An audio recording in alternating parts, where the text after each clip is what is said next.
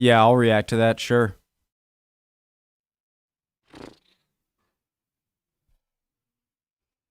Sup? Let's go. Um, we need to get another. Another. Original link to the video, guys, top of the description, right under that, link to the Discord. Click on it, sends you right over there. Ooh, Mexican-American border.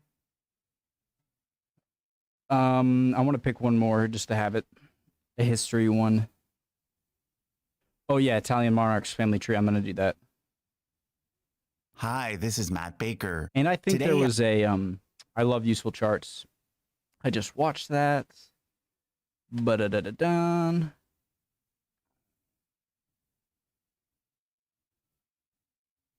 Here we go. Rise of Putin. First Chechen or second Chechen War. This is a really good video for me to do right now because he'll give me some insight into kind of what's in Putin's mind in the invasion of Ukraine. Maybe not. But I know nothing about the Chechen Wars. I've always heard them, and I've wanted to learn more about them. So it checks those boxes, and just going to see how Putin kind of got his start. So he was a KGB agent. I was talking in Discord. I thought he was a spy, but for some reason, when I think KGB, I think spy. But yeah, I guess you can be in the KGB and not be a spy. I don't know why I assume that. So it was like the American, it was like the Russian, like the KGB was to the Soviet Union what the CIA is to the US. Would that be fair comparison? Anyways, let's go. I said everything? Yeah. I'd love to have you guys on the Discord. Makes it easier for me to interact with you and see your recos and become friends and stuff. Let's do it. Johnson, the armchair. Hi, I'm Griffin. Hi, Griffin. He's such good. He has the best green screen background. It's so good. Look at, you can kind of see the edges of his jacket on here are kind of, but his hair is completely blended. Face, I mean, just such a good green screen. You have to get like really good lighting and a perfectly flat. I'm talking way too much. Preemptive like. I love the channel. Let's go. Hi, I'm Come on. Griffin Johnson, the armchair historian. Hi, I'm Griffin Johnson, the armchair historian. I had to put it to the HD. Of all the current world leaders, none seem as incapable of ignoring the international spotlight as Vladimir Putin. From relatively humble beginnings as the third and only surviving son of a naval conscript and factory worker, Putin would climb the ever-shifting power structure of first the Soviet Union and then the Russian Federation, until finally claiming his place as leader of one of the largest, most powerful nations.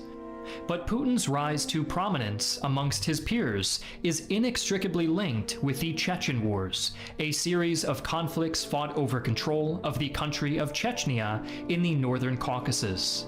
In this video, we'll be examining the Second Chechen War and exploring how Putin's careful political schemes exploited the unstable region to both expand the scope of Russian influence and enable his own ascension to the highest office in the nation.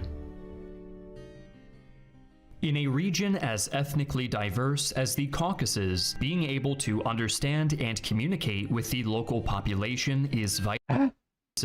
So did Stalin come from, or he's Armenian? In a region as ethnically diverse as the Caucasus, being able to understand and communicate with the local population is vitally important, especially during long military campaigns. In such situations, misunderstandings and miscommunication due to language differences can often be an obstacle to achieving strategic objectives. It's for this reason that I'm excited to thank the sponsor of today's video, Speakly. Speakly is a language learning app designed.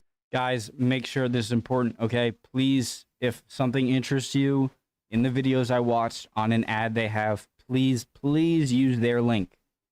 Their link. The original link to the video will be at the top of the description. Please use their link if anyone designed buys to this. help you learn languages up to 5 times faster than conventional methods. Uniquely, the app lets you choose your own study methods, focusing on vocabulary, writing, multiple choice options, water in or my a ears. combination of the three. Available on both web and mobile devices, Speakly is accessible anywhere at any time, giving you a streamlined learning process that can be customized according to your needs. You can try Speakly today with a free 7-day trial and get a 60% discount on an annual subscription. Support our channel, learn a new language, and sign up for Speakly using our link in the description below. During the chaotic first years of the post-Soviet era, the small and fairly insignificant breakaway Chechen Republic of Ichkeria was mostly left to its own devices, while President Boris Yeltsin struggled to create a viable Russian government and stabilize the economy. But Yeltsin always kept the region in the back of his mind, fearing that other Russian republics would use Chechnya's example to make their own bids for freedom. Chechnya was utterly plagued with crime and corruption to Seems like such an odd location. such an extent ethnic Russians were leaving in droves, and by November of 1994, Yeltsin authorized the use of disguised military personnel to overthrow the government, then openly resorted to force after this attempt failed. But Yeltsin's hope of a brief, easy intervention were dashed when the poorly coordinated Russian advance on the capital city of Grozny was stalled for days by a motley collection of Chechen troops, volunteers, and foreign mercenaries. Even when Grozny fell, the Chechens simply began a protracted guerrilla war in the countryside. The Chechen president at the time was Zakhar Dadayev, a veteran of the Soviet-Afghan War who knew exactly how to counter the Federation offensives, while much of the field actions were organized by a military officer and hardline Muslim extremist named Shamil Basayev, who had close ties with the Mujahideen. Though guilty of blatant acts of terrorism against the Russian people, Basayev would go on to serve as the chairman of Chechnya after Yeltsin was forced to sign the Ksav-Yurt Accords in 1996. These accords brought hostilities to an end, but left the status of Chechnya in a gray area that both sides knew would only cause future conflict. 1996 was also an election year in Russia, and thanks to the bungled war effort, the increasingly unpopular and unhealthy Boris Yeltsin urgently needed support against his Is that the first election? Or the second election of Russia? Because didn't it 92 or political unpopular and unhealthy Boris Yeltsin urgently needed support against his political rivals. Enter Vladimir Putin, an unassuming former KGB agent brought on to assist Yeltsin's campaign. For the next 7 months, the powerful Moscow oligarchs savaged each other in the political arena, while Putin discreetly toiled in the background. In 1997, a successfully re-elected Yeltsin promoted him to chief of the main control directorate of the Presidential Property Management Department and deputy chief of the presidential staff. This gave Putin wide-reaching authority to investigate government corruption, which he prosecuted with a selective diligence that always conveniently benefited the Yeltsin administration. The connections he forged via these investigations. What was the title? It seemed like a sort of title you would like give to someone just to like shut them up, even though it has no responsibilities. But apparently it's important. This gave Management Department, chief of the main control directorate of the Presidential Property Management Department. Main control directorate of the Presidential Property Management. And deputy chief of the presidential staff. Okay, that sounds pretty important. This gave Putin wide-reaching authority to investigate government corruption, which he prosecuted with a selective diligence that always conveniently benefited the Yeltsin administration. The connections he forged via these investigations would earn him many friends and equally as many enemies, and were instrumental in his appointment to the directorship of the Federal Security Service in 1998 and the office of Prime Minister in August 1999 after Yeltsin fired his previous Prime Minister and entire political cabinet for the 4th time. But while Putin was busy amassing power with Yeltsin's presidency, Shamil Basayev was plotting to destroy it. On August 7th, Basayev and fellow Muslim extremist Ibn el-Khattab led a 1,400-strong Islamist insurgency into the neighboring Republic of Dagestan, intending to establish a new Chechen Dagestan Islamic Republic. Putin used the conflict to divert attention away from his increasingly noisy whistleblowers and vocal critics within the Russian government. Having already begun emerging from Yeltsin's shadow, Putin now asked the president for absolute power to coordinate the Russian response to Dagestan. Yeltsin and the rest of the Russian Duma agreed, and Putin threw himself into proving that the Russian Federation still had its teeth. Within a month, the dream of an Islamic Republic had been trampled into the dust by the boots of nearly 20,000 Russian soldiers, backed up by artillery, airstrikes, and even a small number of shiny new T-90 main battle tanks. But just as war seemed to be wrapping up early in September, a series of explosions rocked apartment complexes across Moscow and Volgodonsk. Putin had intelligence assets in Chechnya, and these swiftly blamed Ibn el-Khattab for the deaths of at least 293 innocent Russian civilians. The explosions also outraged the nation, and this spirit of righteous indignation was expertly channeled by Putin's rhetoric at the time, and his popularity skyrocketed when he began aggressively calling for retribution against Chechnya. The issue was that the president of Chechnya, Aslan Maskhadov, was absolutely desperate to avoid another war. In August, Russian planes had entered Chechen airspace. Okay, I have to ask the thing. I have two questions now. Oh my god, oh my god, oh my god, oh my god, oh my god, oh my god. This is why I pause when I think of it, so I don't forget. Now I forget both questions. Jesus Christ.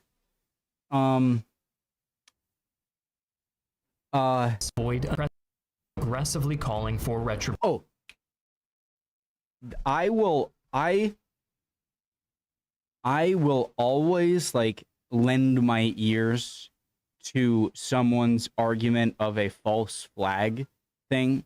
I'm not saying 9/11 was an inside job, okay? I'm not saying that building was deliberately destroyed, but the amount of times in history and the sense that it makes, like from what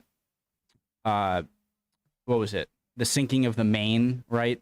Like, blame the Maine on Spain or whatever, so they could invade Cuba.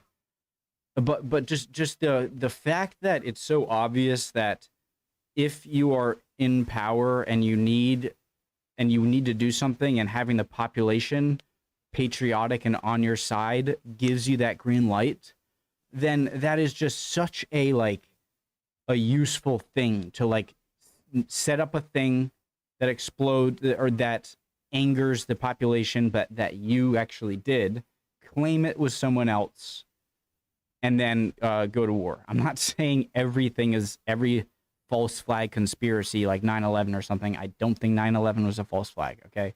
I think 9/11 was 9/11 was how it was. But I will always lend my ears to someone who thinks that. Doesn't mean I'm going to believe them. And what's the second thing I was going to say?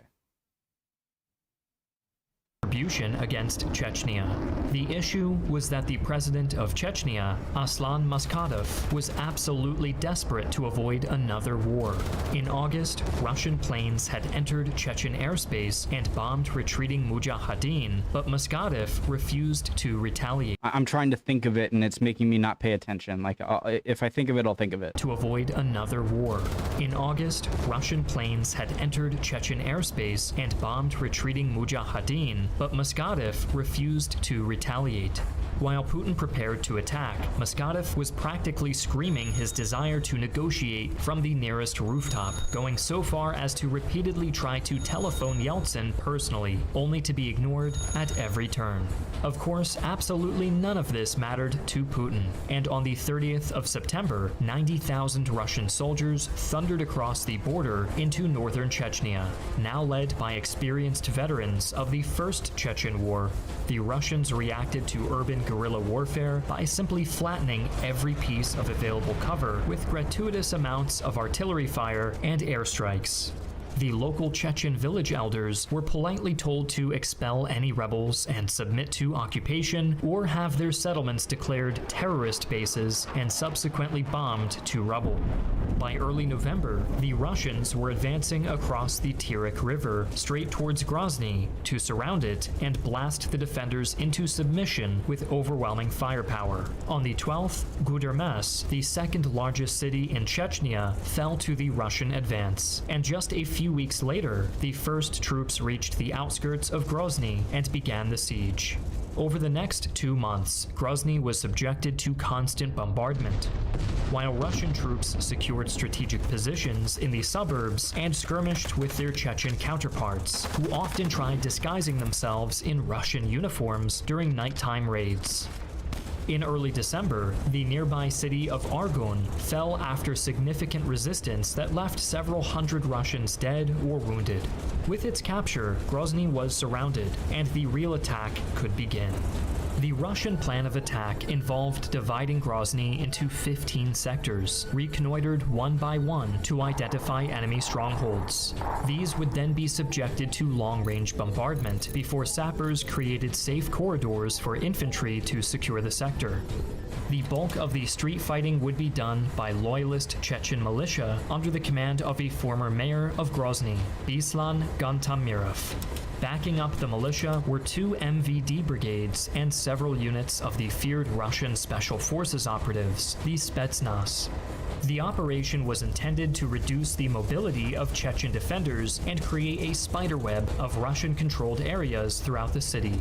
After this web had been woven around Grozny, storm detachments of 30 to 50 men would break up pockets of serious resistance, while the militia would mop up the stragglers. Each detachment also had access to sniper rifles, rocket-propelled grenades, and the terrifying Shmel RPO-A flamethrower.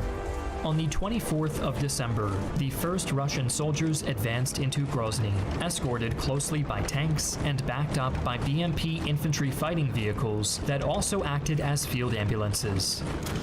With so much firepower at their disposal, the Russians of One sec.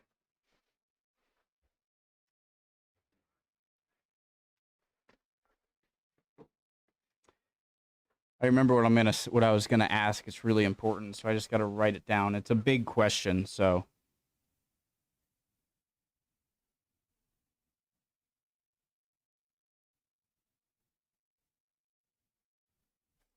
I'll ask it at the end of the video, because it'll be a pretty long question. avoided close. With so much firepower at their disposal, the Russians avoided close combat whenever possible, instead marking clusters of resistance for elimination by mortar and artillery barrages. The first reports of the battle to reach the Russian media were glowingly positive, describing the occupation of huge swaths of Grozny and virtually no direct confrontations with the enemy. But in reality, the fighting was vicious, hectic, and extremely intense. Deja vu. Guerrilla fighters were constantly sneaking past the siege lines to reinforce their comrades in the city, and were far more numerous and determined than expected. The Chechen militia complained they were left unsupported during engagements, and the Russian troops often failed to adequately secure sectors before moving on, resulting in territory captured one day being lost the next day. The worst fighting occurred in January of the new year, as both sides grappled for control over Minutka Square, surrounded by 5 to 9-story buildings that made ideal positioning for snipers. Long-range duels were interspersed by frantic close-quarters combat as Chechens used tunnels and hidden crawl spaces to infiltrate Russian lines. The tallest building in Grozny was also located near the square, and changed hands multiple times throughout the month. But while Chechen control over Grozny was slowly eroding, Putin's control over the Russian government had become absolute. After nearly a decade of struggling with severe alcoholism and heart disease, Yeltsin had decided not to stand for re-election in the year 2000. But Yeltsin was in a conundrum, as the office of president was the only thing protecting him from the vast horde of extremely rich enemies he had acquired. In late 1999, Yeltsin summoned Putin to his private residence and made a deal. In exchange for resigning and letting Putin become the acting president for the rest of his term, Putin would grant Yeltsin immunity from prosecution when he left the office. Yeltsin resigned on New Year's Eve, and that very evening, Putin traveled to Dagestan and made speeches affirming his commitment to the war effort, including the quote, "This is not just about restoring Russia's honor and dignity, it's about putting an end to the breakup of the Russian Federation." Their resolve strengthened by the knowledge that they were now led by a relatively young... That is very related to the question I'm going to ask.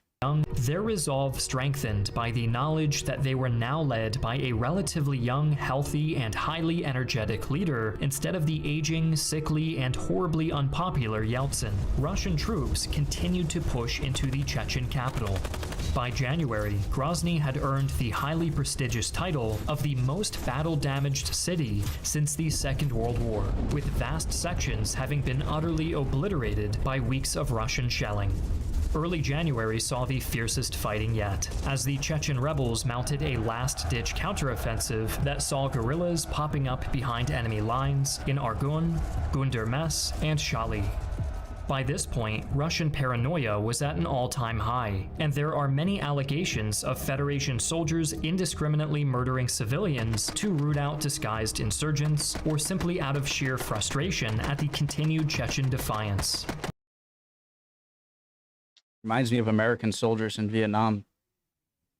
Just as it became clear Grozny was a lost cause, Shamil Basayev arrived to personally coordinate a breakout attempt through the vast Russian minefield encircling the city.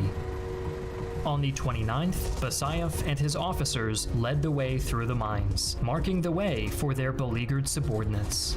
Though many were wounded, the majority were able to escape, leaving the capital once again in the hands of the invaders. But this retreat infuriated Muskadev, who had hoped to negotiate with the Russian officials while Grozny still held.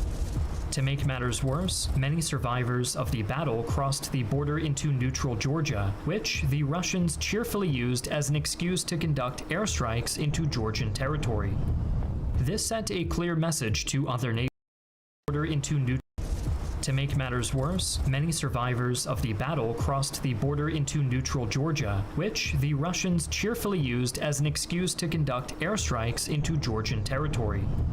This sent a clear message to other nations in the Caucasus, demonstrating that Putin would not tolerate even passive cooperation with Chechnya, dashing Muskadev's hopes of forming a coalition in the region.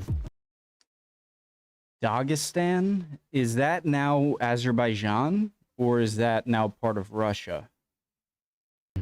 Even the Americans cynically exploited the situation for their own benefit, making a great show of offering aid to the innocent Georgians, while paying lip service at best to Chechnya.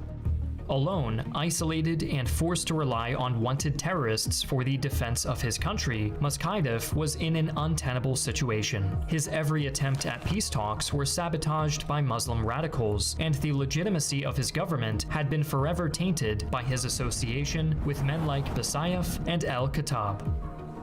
Having seized the capital, the Russian army now spread out into the countryside to conduct mopping-up operations. Most remaining pockets of opposition were holed up in the mountainous regions in the south of the country, such as Chatoy and Vidino. But even the largest of these consisted of a few hundred men at most, and their ability to resist amounted to acts of sabotage and terrorism designed to make life as annoying for the occupiers as possible. Man, I saw a video of a terrorist suicide truck, you know, like they in the Middle East, like some like they suit up a pickup truck, make it like super armored, and like there's really like no way out once you shut it, because what's the point? And I saw it, and let's just say and their ability to resist amounted to acts of sabotage and terrorism. That explosion is nothing compared to the size and awe of, obviously this is a drawn, of the explosion that came out on that video. I was blown away by how large it was. Designed Terrifying. to make life as annoying for the occupiers as possible. While the Chechen insurgency clung to the faint Terrorist is like one of those terms like propaganda that I'm starting to not like those words very much, because it seems like the words like the accusations of being a terrorist or propaganda, it just means like they're sometimes, obviously there are clear, you know, terrorists that but they're often used in times that just like to label someone else as bad and you good, and like you're telling the truth, they're not. Like that's propaganda. Oh, they're the terrorists over here. And it's so much more not simple like that. Guys, I almost prefer the comments that well, I love all the comments, but the ones that kind of rebut me and challenge me, I love them. Bring them on, please. I don't know a lot of things, and I like to learn, and being challenged on those things, you can change my mind, really helps out, and I love it. I love engaging with you guys. While the Chechen insurgency clung to the faint hope of victory, Vladimir Putin was being sworn in as president of the Russian Federation. His policies in Chechnya had been carefully spun by the media as the actions of a man determined to weld the various fragmentary parts of the Union back into a united, cohesive whole. Thanks to this, Putin secured an easy 53% of the popular vote. Just 2 months after his victory, Putin placed Chechnya under direct rule, with a hand-picked pro-Russian government taking office in the blasted ruins of Grozny. But the real government of Chechnya persisted, with Muscadov continuing to try and represent his nation to the best of his abilities while in exile. However, his credibility would be constantly sabotaged, particularly by the events of 9/11. Almost as soon as the attack occurred, Putin called President Bush, ostensibly to express condolences, but also taking the time to imply a link between the Chechen resistance and Al-Qaeda. By planting such seeds of doubt, Putin was able to keep international pressure off of Russia while leaving the Chechen government isolated. Muscadov's last gasp came in 2002. Isolated. Muscadov's last gasp came in 2002 when Al-Khattab was assassinated with a plutonium letter? By a poisoned letter. By far the most extreme member of the Chechen resistance, Al-Khattab's death indirectly gave Muscadov the political capital needed to bring the eternally bickering Chechen guerrillas together one last time. Naturally, Basayev chose this exact moment to claim responsibility for a hostage-taking at the Nordost Theater in Moscow. Since he was still commander-in-chief of Chechnya's armed forces, this extremely public link to a terrorist attack that resulted in hundreds of innocent deaths destroyed Muscadov's dream of negotiation once and for all. Basayev would leave the Chechen government shortly thereafter, but not before him and Muscadov publicly denounced each other as Russian double agents. The Spider-Man meme. 2002 was also the year the Russian army handed over combat duties against the insurgents to locally appointed militia groups made up of Chechen loyalists. In October of 2003, the Chechen government installed by Russian elected Ahmad Kadyrov as president. Kadyrov oversaw a referendum on the constitution, which included a motion to reintegrate with the Russian Federation. Debate over the wording of the constitution was forbidden, and over 80,000 Russian soldiers were also allowed to vote. The constitution was with the Russian Federation. Debate over the wording of the To be over the wording? The wording of the constitution to reintegrate with the Russian Federation. Debate over the wording of the constitution with the Russian Federation. Debate over the wording of the constitution was forbidden, and over 80,000 Russian soldiers were also allowed to vote, rendering the proceedings farcical. To further emphasize just how little power the puppet government had, Kadyrov was killed in an explosion at Grozny Stadium in That's crazy. All the soldiers voted. All the soldiers that invaded. 2004, and the Kremlin reacted by putting his son, Ramzan, through an emergency. I gotta stop talking. Kadyrov was killed in an explosion at Grozny Stadium in 2004, and the Kremlin reacted by putting his son, Ramzan, through an emergency political education as his father's eventual successor. 2004 also saw Aslan Maskadov's death, as he was tracked down by Russian special forces and killed by a grenade blast. Shamil Basayev would last until 2006, when he too met an explosive end by accidentally triggering a mine while attempting to disarm it. For various reasons, it is impossible to definitively determine when the Second Chechen War came to an end. Remnants of the insurgency continue operating to this day, and fragments of the Ichkeria government still cling to legitimacy in secluded corners of the Caucasus. However, most place the end of the conventional conflict as occurring shortly after the fall of Grozny, while anti-terrorist operations continued into the late 2000s. It is estimated that to this date, around 7,000 Russians have been killed in combat with insurgents in exchange for around 16,000 Chechen casualties.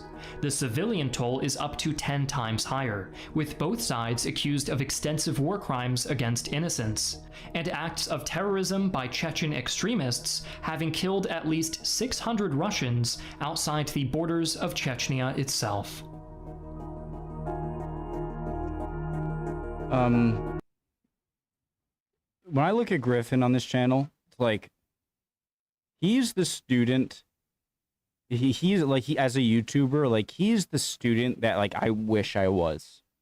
He's so he's so professional and like he looks the part and he has a great background and such a good channel. One of my favorites, definitely. Top 10. That's saying a lot. Okay. I'm very glad I wrote down my question. So I have a big question.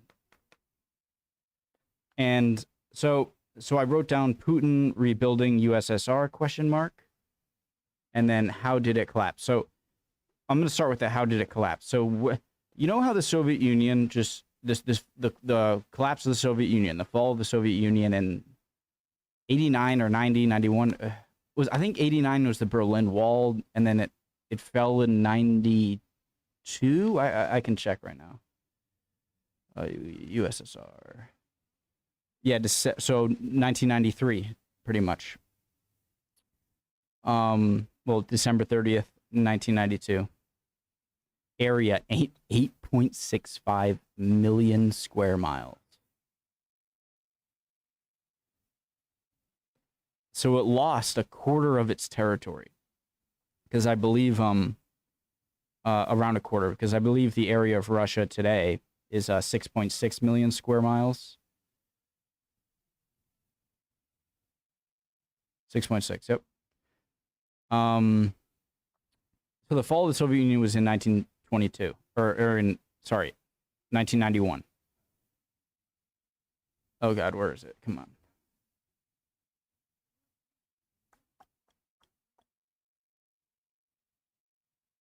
Where did I put it? Oh yeah. So how did it fall? Like did it just go from everything was hunky dory one day to it's all gone? Obviously, like the fall of the Berlin Wall was in 80. So even if it was like a 3-year long process of collapse, that's still super fast. And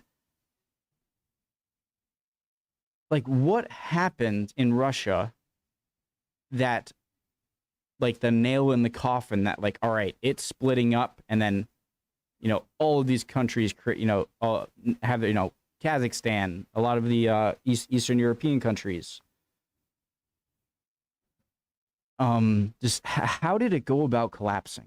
is one of my big questions. And my other one is, have Russians and you know, Putin, like is it their goal to return it to the power of the Soviet Union, to the control of the Soviet Union?